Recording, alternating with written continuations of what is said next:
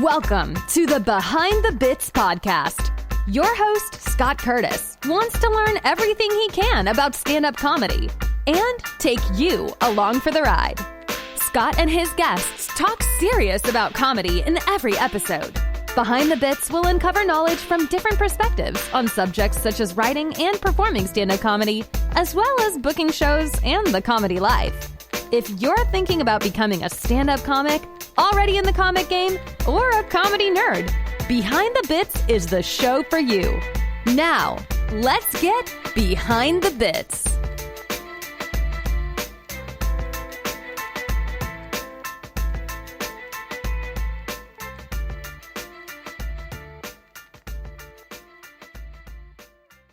Hey, BTB buddies, you know I'm always looking for great independent podcasts, and I found another one in Quantum Week. Holy cow, Quantum Week is a wild ride through pop culture history.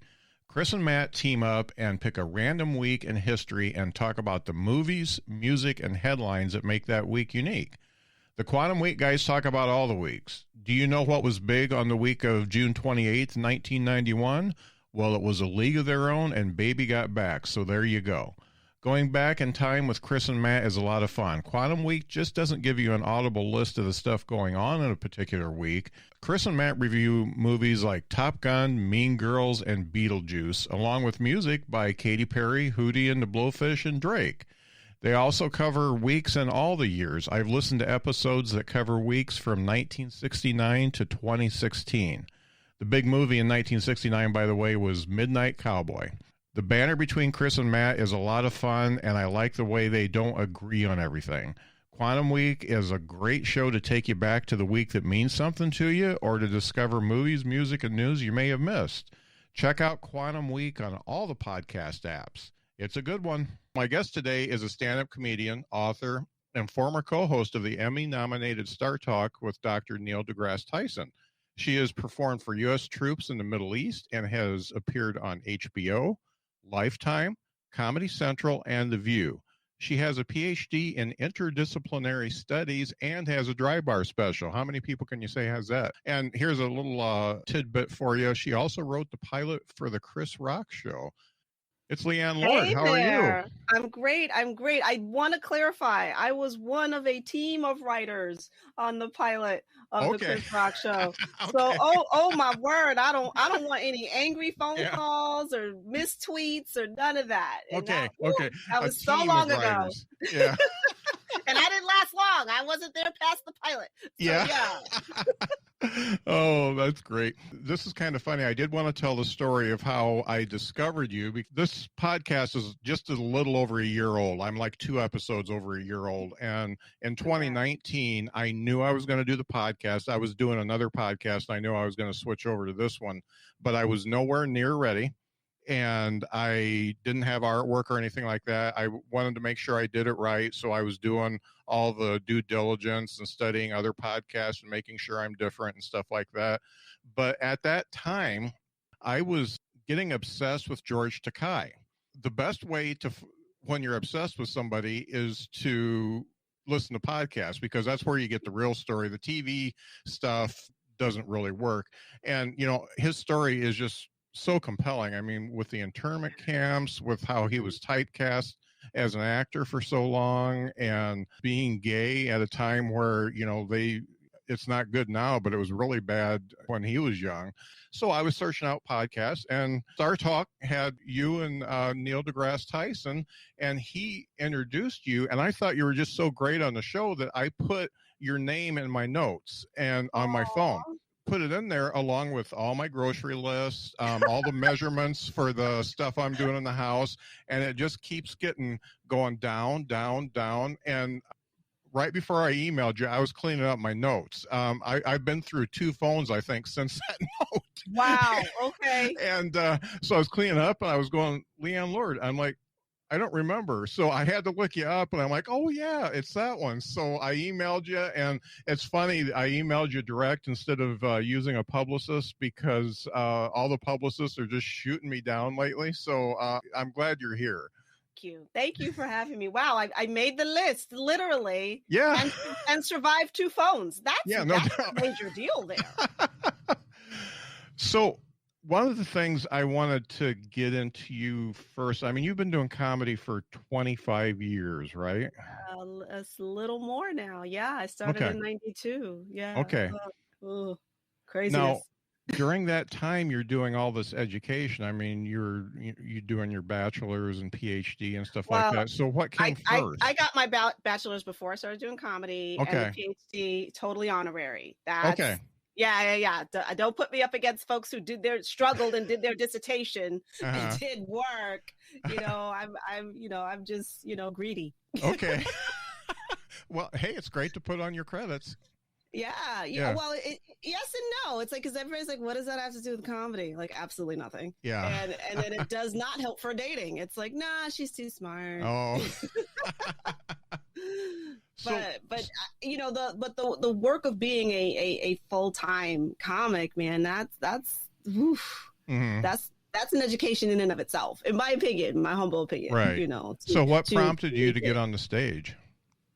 Oh gosh. Well, my prompt to get on the stage was even before I did stand-up. I turned into a theater minor when I was in college. And so I performed. I did musicals, I did straight plays. I loved being on stage. And then the comedy part was that, I loved making my friends laugh, and then that started from childhood, where I really made the conscious decision that I was tired of being picked on for doing my schoolwork. And I said, well, what'll make them stop? And I thought, well, maybe if I'm funny, if I make them laugh, if I tell the joke about me first before they do, A, it won't hurt as much, and B, they're laughing, C, maybe they'll leave me alone. Yeah. It worked. It totally worked. It became a tool in my arsenal, never suspecting that I would ever actually do stand-up. That didn't come until after I graduated college. Yeah. And what was that first time like? First time on stage? Yeah. Oh my goodness. I was so nervous. I didn't want to do it. I had taken a class, that's what everybody does, 8-week class, and I thought, about 2 weeks before, I was like, oh, I don't think I can get on stage. This has been nice. Thank you very much. I don't want to do it. And my teacher at the time, he said, why don't you go watch a live show? Just go watch a show. And what happened is, I think what happens for everybody, I went to a comedy show, I went to the comic strip, which is where my class was, and the comics were terrible. Yeah. And I said, I can do better than that. Yeah. So my teacher let my ego do the work for him. Instead of him talking me into it, my ego jumped up and went, come on, Leighann, we can do this. Which is, we shouldn't always listen to our ego. Yeah. But I remember I was there, I was waiting most of the night, getting more and more nervous, going, oh, maybe I should just leave. But, I got called on stage, I was introduced, and something just amazing happened. I told my first joke and people laughed. And I actually hadn't prepared for that part. Like, oh my God, they're laughing. What do I do now? And forgot what else I wanted to say for a few seconds. But clearly I came to myself. It was the longest 5 minutes of my life. And I got off stage knowing that my life had completely changed. I'm like, this is what I want to do. Because even though I was nervous, I felt like I had found my safe space. Even though we didn't call it that back then, I felt at home. Yeah. I'm like, this is where I am supposed to be. Take my lumps, whatever it is, to get better. But this is where I want to be. And this is what I want to do. I'm sure your previous stage time had prepared you somewhat for being on stage, but it's different when you're up there by yourself, isn't it? Yes, completely. And when you're part of a cast and there's a fourth wall and the audience isn't really allowed to interact with you except with applause, stand-up is a very different beast. So there's some preparation perhaps that you have, or familiarity, I should say, with being on stage. Right. But it is a different skill set entirely. Yeah, I definitely agree with that. Thinking about your style of comedy now, how much different is it now than it was when you started? Oh gosh, I'm not sure how much I've changed stylistically. I think I've just, over time I've gotten better. I hope. But my voice is stronger. I'm more sure about the material that I've written. I'm more confident. on stage, and I have more space to let the audience in. Like when I first started, I treated it kind of like a monologue. Like, here are my jokes. These are the jokes I would like to say. Please stop interrupting people with your spontaneous eruptions. All I want is your applause. Just, you know. And in a way, part of me is still that way. My mentor taught me that the best way to fight against hecklers or people who want to interrupt your show is that you don't leave them room to get in. If they're busy laughing, they're not busy thinking about stuff to shout at you. And so I've adhered to that, but I've also had to leave space for the people that are honestly answering my questions, or they're so happy to be there. You have to make that distinction, like who's there, you know, to be an idiot, and who's there because they're really enjoying this. And especially when I'm emceeing, you know, I let them know right up front, when I ask a question, it is not a gotcha. You know, I'm just trying to bring us together as a unified audience and have a good time. So I think I've gotten a lot more confident in letting them in and still being able to ringmaster the situation as much as one can. I mean, it's really juggling tigers. It is on a tightrope. You know, I am amazed that anyone ever wants to do this. Right. Yeah, I agree. Now, I've watched a lot of your stuff, and when you talk about hecklers and things like that, you have such command of the stage that I don't think you're going to have that happen very often. It's very rare. It's very rare. I am more likely to get the happy heckler. Yeah. You know, which is, you know, maybe a drunk lady at a bachelorette party who's really into it, is really a fan. And they want to be part of the show. Yeah. Yeah. And it's like, you go, girl, you know. That type of thing. You know, male hecklers are rare because comedy in the before times was a dating activity. You know, what guy is going to take out a girl and then heckle a girl comedian that's going to make him look like the bad guy? He's not going to do that. He's just not. Most guys. I again, it's been so rare for me. One of my favorites was it was a guy in the front row. It was at New York Comedy Club. This was ages ago, and I rarely perform in glasses. Rarely. And this was one of those times I got on stage with my glasses, and I don't get to say anything. He just looks at me and goes, "Huh, you look like a librarian." And I don't have heckler lines. I don't have anything prepared. I just looked at him and I said, "How would you know?" That's good. And I'm like, "Thank you for the perfect comeback." I mean, no one's ever going to say that to me again. You know, it was just so random. But I'm like, yeah, that's a joke I get to tell now. Thank you. Yeah. And I really like how you talk about real world stuff, like, you know, racism, being money issues, your parents, man issues, all that stuff, and or yet lack thereof, man issues. Yes. Yeah, and you keep it at a place where it opens eyes, and you could come in a lot harder, is what I'm saying. Yeah, sure. You could come in a lot harder, and I'm sure you and I both think a lot harder because I have a similar style to you, and you could really just slay people and either turn the audience totally for you or against. But it seems like you probably do well with just about any audience. Is that right? Just about. You know, I'd like to say I have a relatively broad appeal, but I'm also at the same time not everybody's cup of tea. If that makes sense. Nor do I want to be. You know, when you first start, you don't know anybody. Like, oh, I want to make everybody laugh. Like, no, I don't. Yeah. I don't. If your show is Wednesday night at midnight, I'm not your girl. Yeah. Yeah. my audience already went to bed and they're getting ready for work the next morning. Yeah. I'm not, but you have to learn, not just who your audience is, but who you are and who you work well with. And I've done, so many different types of crowds. I mean, I've done all 50 states. I've performed in all 50 states. Wow. And by the way, we don't need all 50, but that's another story. Yeah. I've done that. I've done colleges, cruise ships.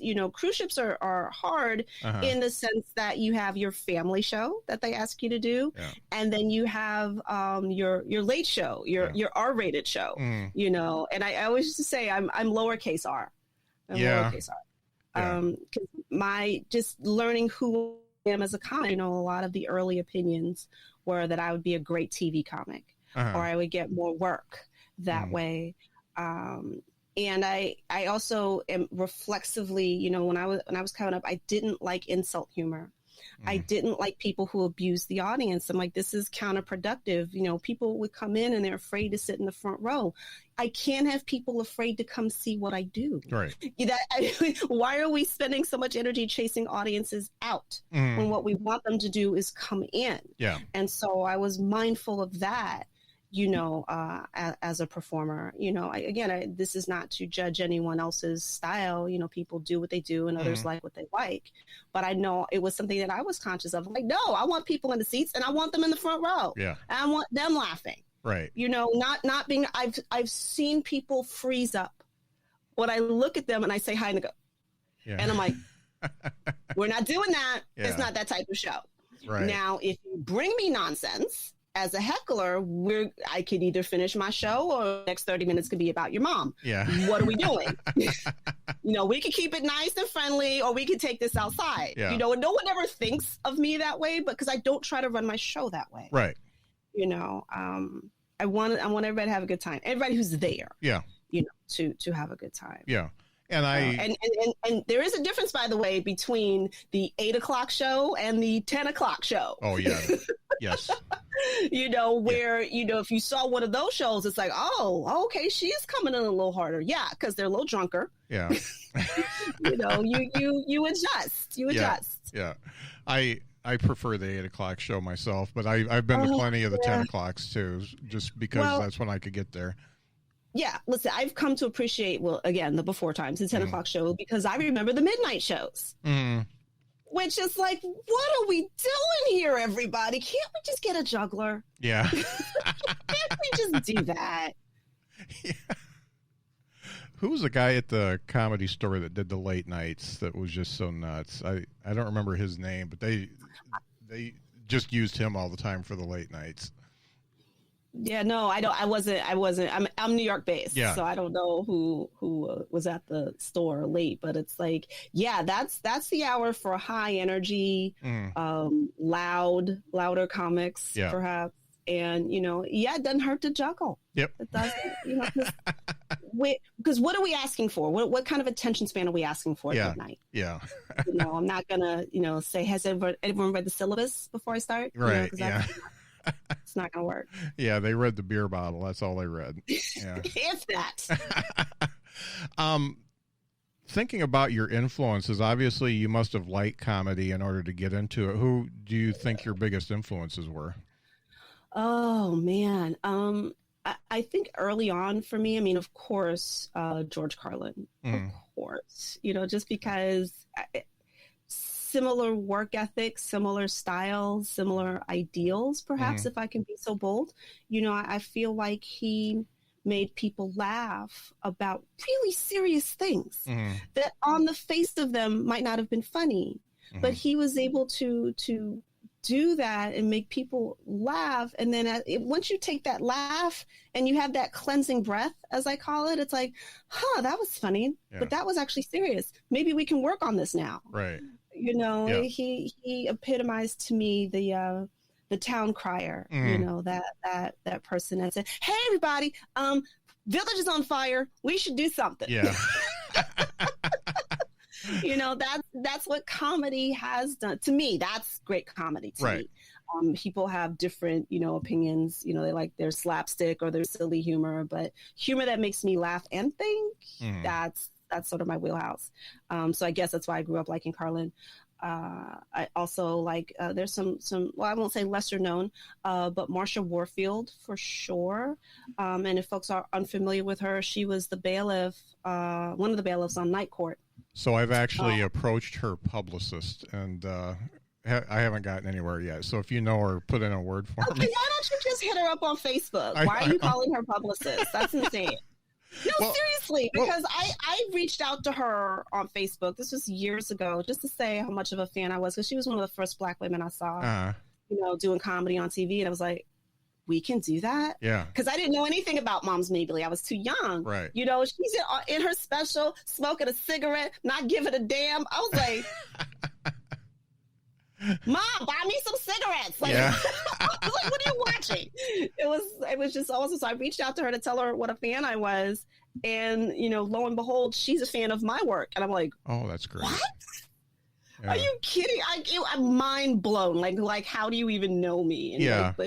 You follow, you get to know who's who in the industry. And she came here to New York. She actually gave me tickets to go see her show. Oh, that's cool. Over at BB King's. And she was like, yeah, hang out. We'll have drinks. I was like, what? It's like, I met her. I already knew, Paul Mooney at the time. And I was like, I'm sitting here with comedy royalty, and they think I'm allowed to sit here with them. Like, this is crazy. So sometimes people are more approachable than you think. You don't know. I mean, maybe it's different because it's an interview, but I mean, I have found her to be approachable and delightful, and it helps that she's a fan. Yeah. Well, I'm going to drop your name and just go direct, so we'll see how that works. You never know. Yeah, try it. Yeah. One of the things you mentioned was work ethic, and your bio says that you like to fill up your whole day and you are very organized. How does that go as far as writing and having your material? Are you on like a set schedule for writing, or how does that work for you? No, I wish I were more like, Stephen King, get up, write for 5 hours, turn out 3 novels. Yeah. I wish my work ethic were that strong. In terms of, doing my, I mean, I'm a relentless idea gatherer. So anything that an idea comes to my head, I stop immediately and write it down. We have the materials to do that. If there's a phone in your hand, you have a dictation machine. Yeah. You have a note app. No idea should ever be allowed to escape. From your mind. So I'm relentless about that. And then, I don't waste my time, when I'm online, waiting online, I'm just not staring off into the atmosphere. I'm looking at my notes going, what did I jot down here? Yeah. What can I flesh out? And I love, and then when I can take it from there to actually sitting down, and I would say majority now it's typing, but I still like the freedom of having a piece of paper and a pen. Yeah. And if particularly if an idea is giving me a hard time, it's easier for me to flesh it out on paper and just let that rhythm get into that rhythm. It sweeps me up every time. I really enjoy it. And at this moment, believe it or not, I felt like I wanted to do something a little different. So I'm actually doing a writing for late night TV class. Oh, cool. And oh my God, I had no idea how much I would love it, or how much I missed being a student of comedy.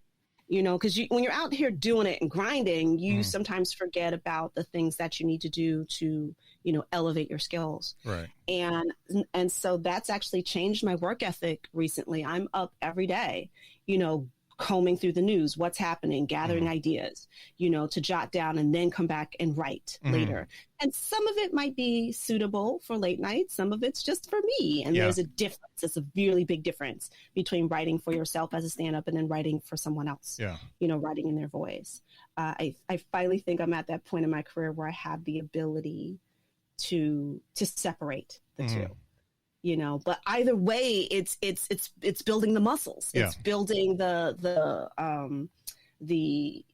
how should I say, the practice of writing, because you have to fit that in like everything else. If I'm sitting here writing, then I'm not doing something else. Right.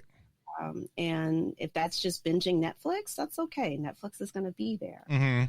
Right. But once I get into the process, I enjoy the process. That's the thing that keeps me coming back. A perfect day for me is having an idea, jotting it down, fleshing it out, seeing where it might connect to another bit in my set, taking that on stage and working it out. If I can go from morning to night and I got that arc. Yeah. What? Even if it doesn't work, even if the joke doesn't work, but that now it comes to why doesn't it work? You know, did I not get it out of my mouth the right way? Did I stumble over words? Was it not in the right position? Did I mess up my timing? Was it not the right? You can play with all of that once you do it the first time, and then bring it back, you know, and it's got to be like several passes before you go, yeah, that wasn't funny. Yeah. And that I ask a lot of comics that because everybody has a different view. A lot of people, you know, they work out new stuff. They don't even write it down. They just work it out on stage. But everybody has, I couldn't do that. Everybody has to have a point where they say, okay, I love this joke. It's my little baby, but nobody else likes it, so it's got to go home. And no, there's no shame in being ruthless, you know. And why would you punish yourself, and why would you punish the audience? You know, and sometimes it's not throwing it out completely, but setting it to the side for later, because something's missing, and you may not have the time or talent to figure out what it is yet. So you set it aside. You know, it's really the George Carlin school of material development. He threw nothing away. Now, it doesn't mean you do all of it, but, you know, sometimes something needs to breathe, or you need a different perspective in order to come back to it. And I've come back to stuff years later and went, oh, that's it.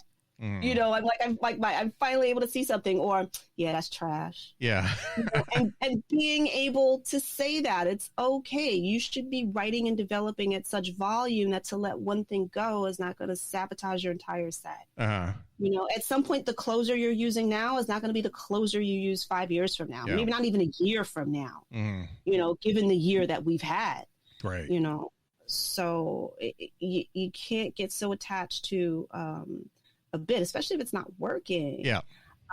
And I you know, I hear you about some people get on stage and they work it out in the moment. Like, okay. And you know what? I think you have to earn that.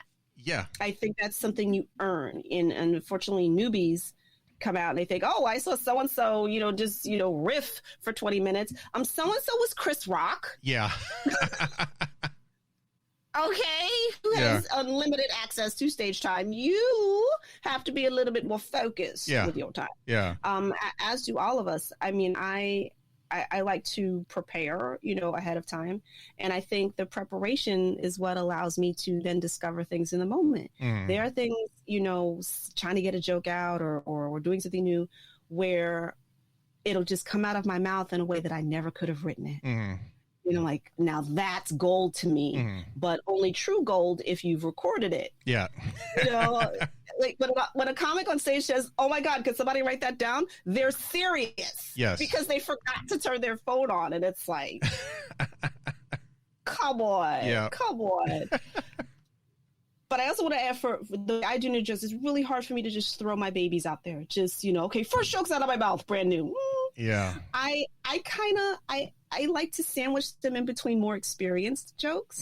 Like it's like the bigger siblings walking the little kid, little sibling to school, you know, where they have a little support, you know, their first time out. And then we see where they will fall. So I know I'm way overthinking it, but this is what works for me. And really, it's fairly common among comics to do that, to sandwich things that are new in the middle and give them a shot. Not all. And I don't want to beat up this point, but so you got a new joke and you do it in the middle of the set, and it's like a B minus, and a B minus is usually something you keep because you know you can make it better. How many repetitions do you think you have to do before, okay, I own this joke, this is part of my act, and it's going to be in every set? I don't think there's an algorithm for that. Now, I'm sure now that I've said that, there's somebody working on an algorithm. You know, Jerry Seinfeld has one. Right. For how that math is. This is such an individual thing. As a comic, you know, sometimes you hold on to stuff too long, you know, like a relationship, like you should have left 2 years ago. I think it's different because given how much stage time you're getting, you might not get to do that joke every single time. Right. you're on stage. You know, if you've only got, say, a 5-minute set, and it's a money set, perhaps, or you're on a show, are you going to trot that joke out? You know, are you just going to go with your killers? So it takes time, especially after that first time. You know, there's so many different ways to tweak it before you know. You know, and like I said, you know, was it the cadence? Was it the position? Yeah. Was it the timing? There's so many, as Jerry Seinfeld said, you know, was your head tilted in the right direction? Yeah. when you told the joke? You know, the variables are many, and to be willing to hang in there and see how you can fix it, if it's fixable. And is this a joke that's universal? You know, if it's a joke that you can't do if you're performing at colleges and it's not a college joke, you know, if it's a joke about divorce, that joke's not going to fly for that audience. Right. You know, sometimes things are very audience or generationally specific. So I'm sorry, I don't have a number. But yeah, listen, but if it's we're getting over 10 times and it always just falls flat, and you've honestly worked on it, you know, thank you for your service. Bye. Yeah. It's funny you mentioned recording your sets, because I had always recorded audio and not very often recorded video. And then I started doing a couple of videos of my sets and found out exactly why people weren't laughing, because I was just like a wooden statue up there. I wasn't moving. I wasn't doing anything. Yes. You know, when I've taught class, I'm a stickler for, you at least have to get the audio down, you know, because your on stage hearing, at least in the beginning, is not as good as what you're hearing when you listen to the recording. Like when you're on stage, like, oh my gosh, why is this not doing well? What's happening? And you're in your head. You know, then you listen to the recording, you go, oh, I totally messed up my setup. You know, you know, the waitress dropped a bunch of drinks. Oh, the audience got distracted. There are things you can listen for after the fact, you know, just off audio. So just that is even valuable. You throw in video and you're like, oh my gosh, I had no idea I was stepping backwards on my punchlines. Yeah. You know, that's the subtle thing where, you know, I'm not really sure about this. This is new. I don't know. I'm going to tell it. You guys laugh. You know, there's no confidence there. Yeah. Or like you said, you're too stiff. You know, so how do you loosen up? You know, or people have too much energy. They're pacing for no reason. You know, so the audience is spending their time watching you like a tennis match and not listening to what you're saying. You know, so there's so much rich information. My dad used to call it game film. Yeah. You know, he was a big sports fan, and it's like they play their games, they watch their game footage. What did you do? What happened there? Right. You know, and it just shaves so much time off of your development. Yes. Yeah, you know, I agree. It makes you a stronger performer. And then it also gives you something to work on. You know, I have my younger comic friends, they complain about open mics. And I'm like, well, what are you doing when you go on an open mic? If you're just trying to play to those 10 comics in the room, that's not your audience. You know, you walk in, it's like, okay, these are the jokes that I want to do. This is what I'm working on, you know, in terms of material. But now what are you working on physically? Are you working without a mic this week? Are you working with the mic in the stand? Are you working on eye contact? Like, there's so much for you to be doing. You don't have time to worry about the 10 comics in their notebook, not laughing at you. Right. You know, how are you developing? How are you using your development time? And I think if you train that way, that's when I say work ethic, that's what you're doing throughout your career. You know, you get off that stage, you know, Saturday night. Yeah, that was a good show. Now, what was that new bit I did? Right. You know, let me listen. How did that? Because I said it the best way tonight that I've ever said it. Let me go back and get that. You know. Yeah. So this is all very selfish. This is all very, how do I be the best comic? You know, or do my best, you know, at this time. And that's whether you're an open mic or a headliner. Right. Honestly. And really, that's what you have to do, or you're just going to stay at the open mic level. I mean, you've been doing this for a long time, and you filmed the Dry Bar special in 2019. Is that right? Yes. Yes. So tell me how that comes about, and take me from, okay, you either asked to do a Dry Bar special or they asked you, all the way through production and all that. Sure. I will. I'm embarrassed to admit, had no idea who they were. Yeah.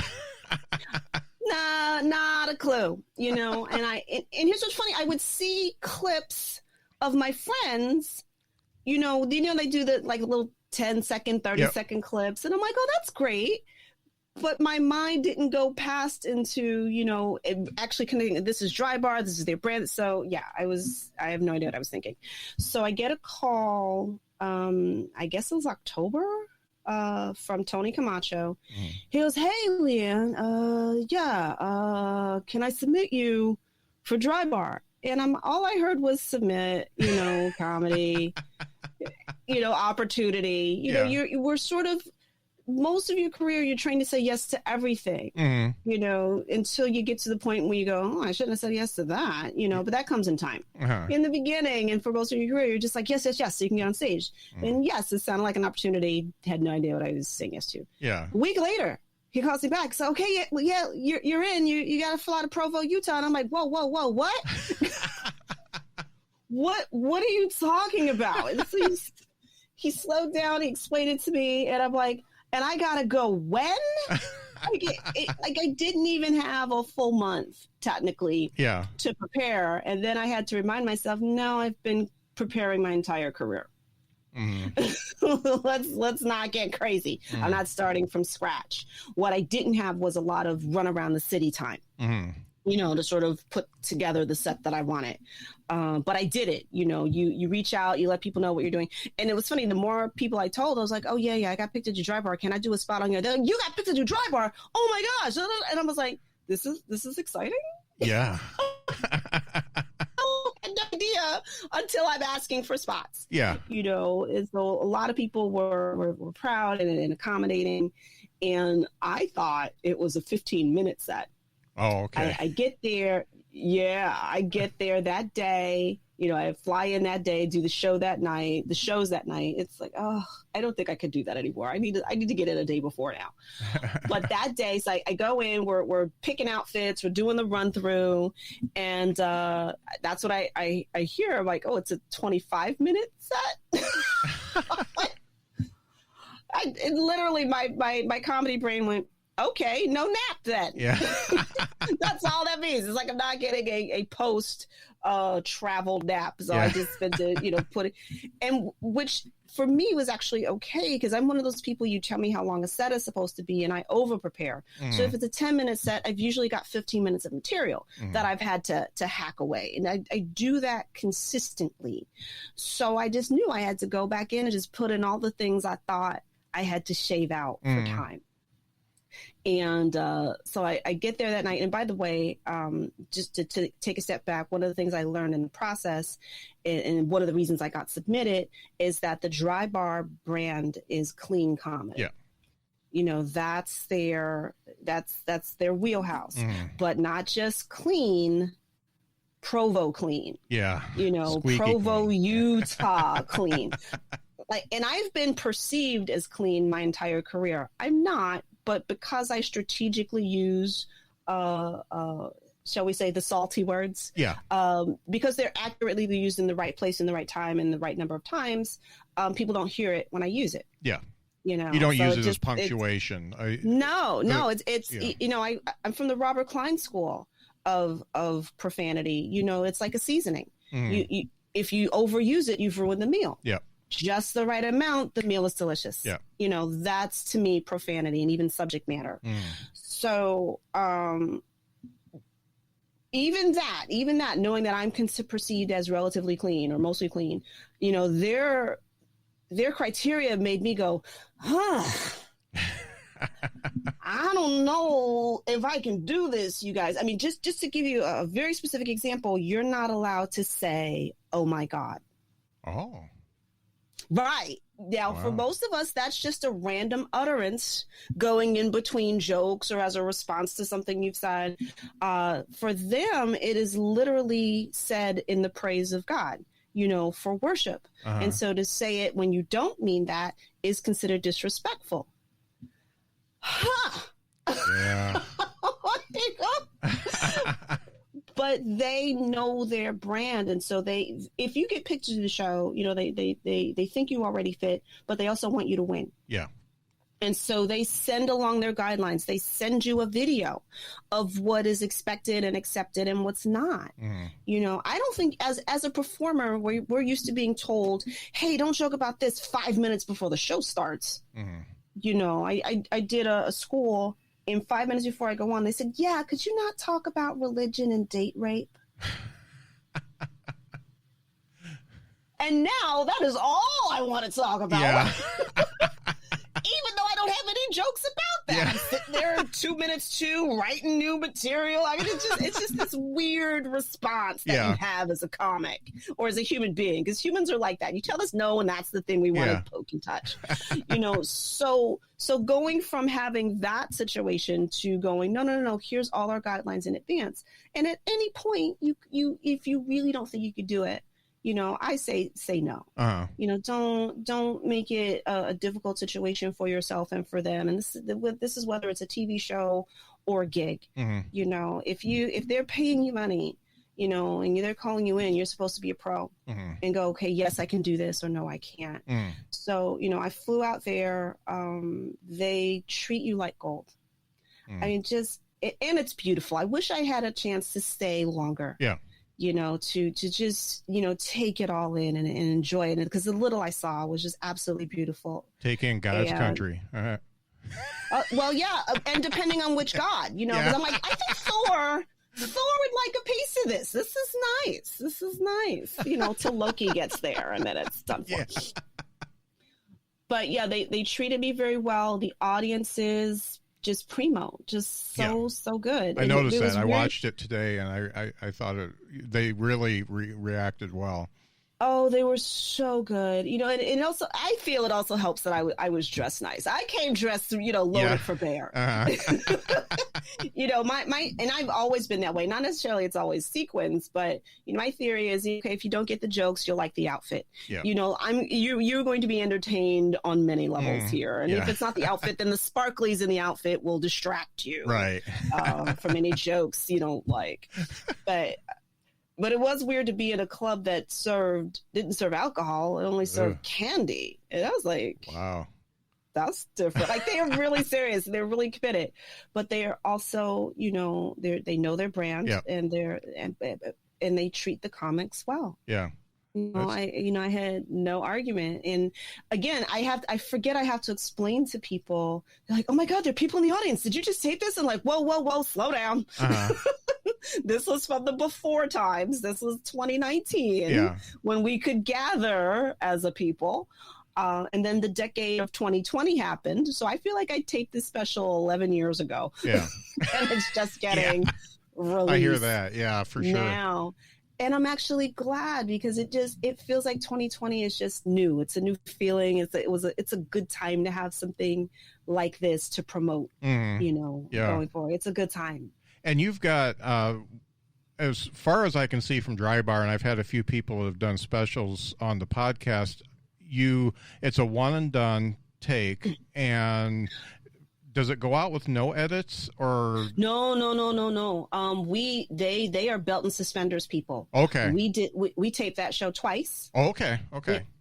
In front, same outfit, you know, in front of two different audiences, same material mostly. Yeah. And they, like, I didn't get sent a rough cut, I want to say, until November last year. You know, so it was almost a year later. Part of that, I'm sure, was the pandemic. I'm sure their production timeline usually isn't that extended. But I was surprised, because any TV show I've ever done, I don't get to see a rough cut. Like, I was like, is this a mistake? Did y'all mean this and this to me? They're like, yeah, we want you to see it. Don't worry about the color corrections or this or this. And I was like, oh yeah, color correction is exactly what I was worried about. That's not my field. Yeah. I just assume you guys will work that magic. And they said, yeah, we just want you to see it. And was there anything you wanted us to change? And there was one thing, you know, that I think got mixed up in the edit, or, you know, that I didn't remember doing. And I'm like, yeah, that joke right there does not make sense in that position. Can you take that out? They're like, sure. And I was like, I'm just, you know, as an artist, you get so used to not being treated well or respected. So that when it happens, it's like, is this what it's like normally? Well, their productions are very professional, and you know that they're shooting enough B-roll that they can do a take and come back because it's so seamless when you watch it. It's I see a lot of shows that were recorded. That's why I thought it was a one and done. I've seen a lot of shows that were recorded over 2 nights, and you can tell it's super obvious. Well, and maybe it helps that it was one night, 2 shows one night. This wasn't 2 nights, because there is something to be said, different energy, your hair curls a little differently, I don't know. So there's some logic there to why you would do it back to back, right? And just turn the audience over. But they, it was nice to be with people who not only cared about the production, but they cared about you as a comic. And it's funny. I was agonizing over material. Of course, it's like, what do I do? What do I put in? What do I take out? And I decided this was just sort of me, my peace of mind. I said, this will be the material that I don't really do anymore about my parents. Yeah. This will be sort of a love letter, in my heart, in my mind, no one else knew this, to the people that supported me my entire career. And, the last few years have for me have been that transition to being the adult in the house. The role reversal thing has happened. So I thought this would be a good idea to put that material there sort of as a love letter and a thank you to my parents and as a sort of a nudge and a wink to people who are in that position. And it worked. I remember in between takes, the director came over to me and started talking to me about his parents, about how they weren't there yet, and him, but he could see it, and him and his siblings were starting to talk about it, which is more than what most people do. Most people just try to ignore it, but maybe, I guess he was the oldest, but he's like, yeah, I see it, and kudos to him for trying to get out ahead of it. And at the end of the night, I remember talking to a couple who had been there, done that. With her parents, and they were so grateful that somebody could take something that's not on its face funny at all. Yeah. but there are elements of the role reversal that are hilarious. Yeah. And I think if we could put it out there, it does what Carlin does. It makes people laugh about something that's actually really serious. And then it's like, okay, now what do we do? Yeah. That's great. And I relate to the parent thing. Just my dad is, all I've got because my mom passed away, but he went through a hip surgery. It was a latter part of 2019, and that was a journey. I don't say the word journey very much, but it was a lot, and for both of us, and we got to know each other a little bit better. I know that, and my gosh, yeah, but. They get so stubborn, they just, no, I'm not going to get up out of this chair, and I'm not going to walk. I'm not going to get my hip feeling good, and everything's wrong. And it's well, first of all, PT is hard. Physical therapy is hard no matter how old you are. Yeah. You add on some years and some crankiness. Yeah. Yeah. Yeah. That's tough stuff. Yeah. How's he doing now? Actually, mobility-wise, he's pretty good, except for he's got neuropathy on, because he's diabetic. He's got the neuropathy on the bottom of his feet. So he, right now his position is, there's no reason for me to get the hip replacement. I shouldn't have done it because I can't walk because of my feet. But, so now I'm looking for different remedies for that because there's not a whole lot you can do. So try to make it a little bit better so he can get up and walk a little bit. Yeah, no, it's definitely tough, and I remember, trying to shop my way out of whatever was happening with my parents. It's like my dad needed cane tips. Like he was just out there with a cane with no tip on it. And I'm like, okay, this is a disaster about to happen. I'm on Amazon looking for cane tips, and, so whatever they needed something, I'd look it up and buy it on Amazon. And it really changed my algorithm. Like Amazon must think I'm an 80-year-old woman. Because if you like cane tips, maybe you'll like diapers. I was like, what? And I'm like, do you know how much lingerie I got to search to get my algorithm back on point, But and to their stubbornness, I like to, and you can only do this, you can't do this in the moment. You have to do it in a quiet moment when you're not having an argument, when you don't want to wheel them out into traffic, and realize how long have they been adults? Yep. Doing what they want to do, how they want to do it. And just you switch that around. If somebody walked up to you all of a sudden and said, hey, you can't drive anymore, give me your keys. How hard would you fight? How hard would you fight? Yeah, I'd fight. You know, so it's a big change, and it's scary, and it can speak to our sense of identity and our sense of freedom. Yeah. And so when you put that in your mind before the next big fight, maybe the fight isn't as big. Yeah. Or you realize you don't need to win this one. Right. Yeah. Or you approach it differently so it's not a fight. You know, it's so much of this is learning, on the job learning. Yeah. You know, and I can only say this after having a couple of yelling matches with old people. Yeah. I compare it to having grandkids more than kids, turning it around, because you let grandkids do whatever they want as long as they don't get hurt. And so, so I think it's pretty much like that. No, there were some, I really had to decide which battles I wanted to fight, and they're not all worth it. You know, like I stopped having the food fight. Yeah. Like if it was nothing that was going to, you know, raise his blood pressure and, you know, send him to the hospital, it's like, yes, you can have the candy. Yeah. I'm not taking candy from an 80-year-old baby. Yeah. Yeah. I'm just not doing it. Oh man. So, obviously the comedy has taken you other places. You did the podcast with Neil deGrasse Tyson for a while, and you've been doing a lot of writing. And no, I didn't get to read any of Dict jokes, but can you tell me a little bit about that? Oh, sure. And I'm saying it right, right? Yes, you are. Visual aid right here. You know, it's much more important, you know, when we're doing radio, when we mention the book, that T has to be properly enunciated so that we don't pique the interest of the FCC. I'm sure they have other fish to fry. But yes, the book is called Dict Jokes, and Dict is short for dictionary, because I'm like a giant word nerd. Like that was my undergrad degree, you know, journalism and creative writing.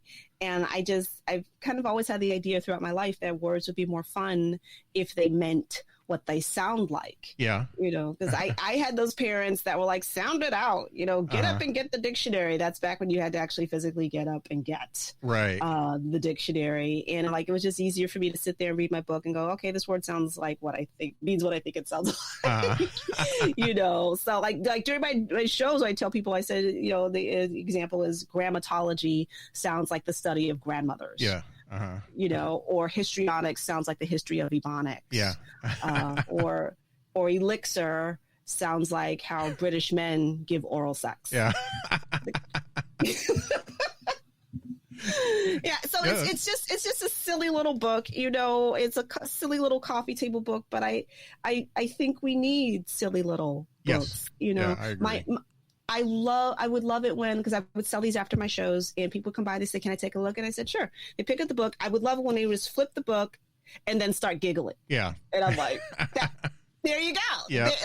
And then they reach into their pockets, they're buying the book, or they have friends who are teachers, or they have, you know, friends who have students who are taking the SAT. And so, because that's the thing, these are real words. These are actually real, honest to goodness words.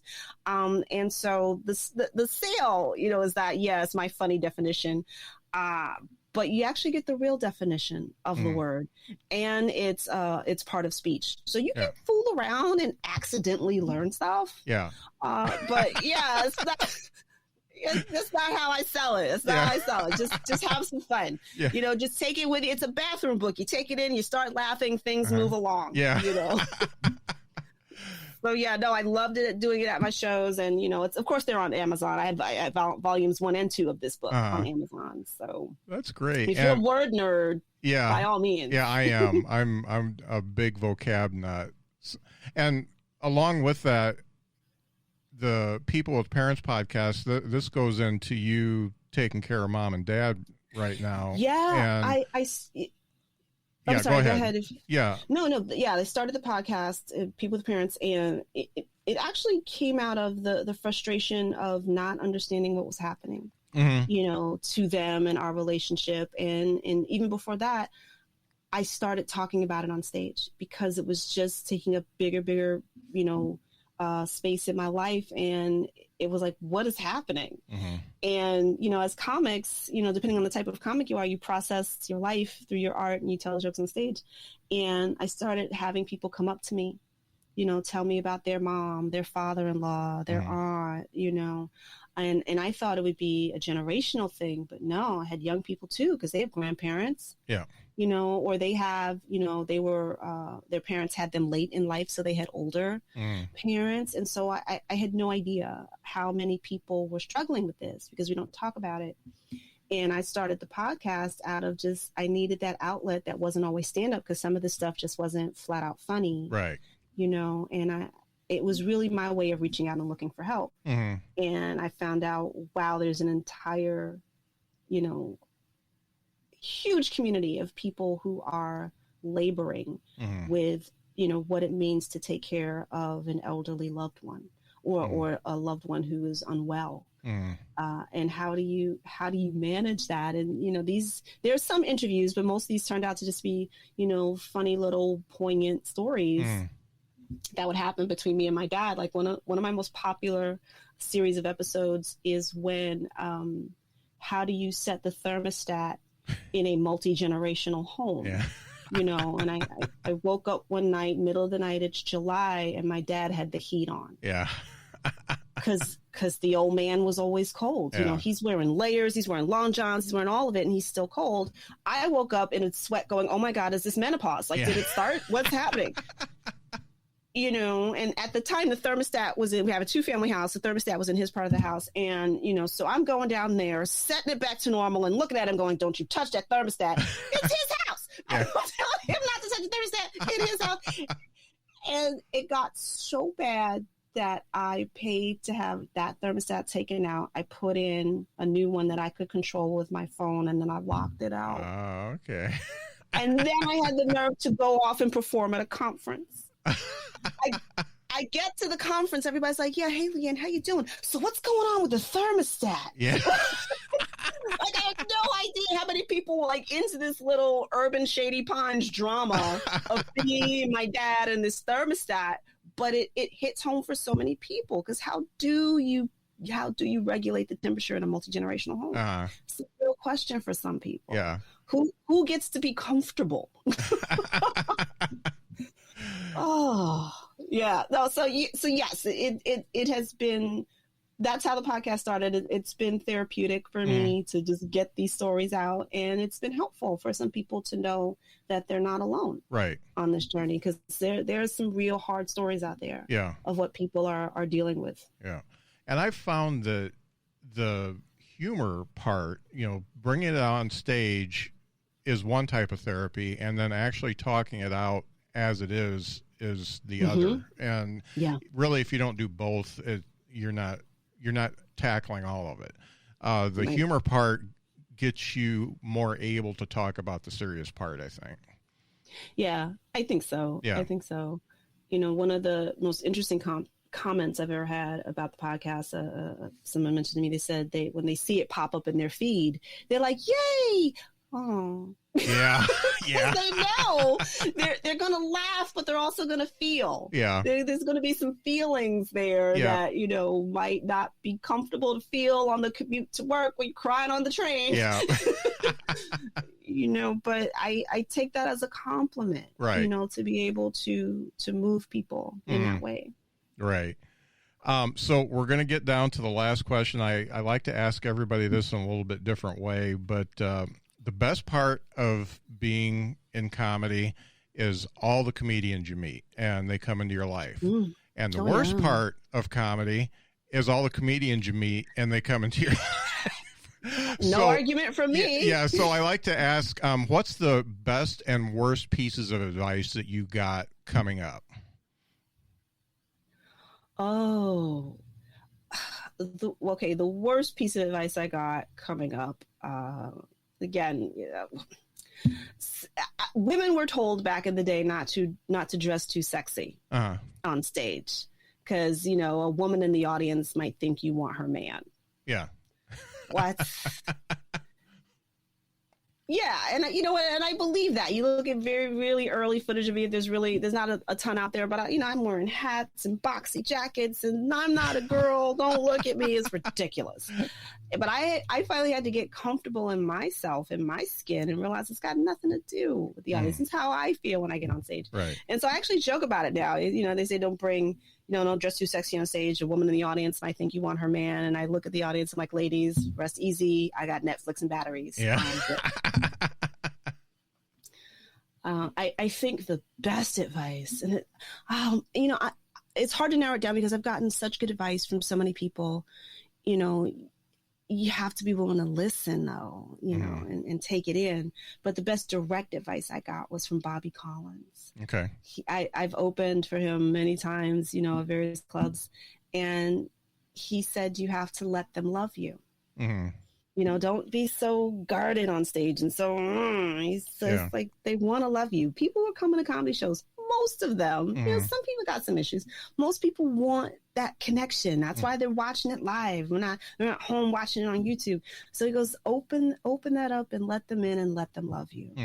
And that comes down to being relaxed and confident on stage. And it wasn't instant, but it definitely informed and changed how I approached performing. So. That's great. I've always wondered if I should give these questions ahead of time, but I think if you think too much about them, then you sometimes you don't pick out the best. You're like, I don't know about this one. See, I'm type A. I would have studied. I would have had a treatise here. There would be flipping pages.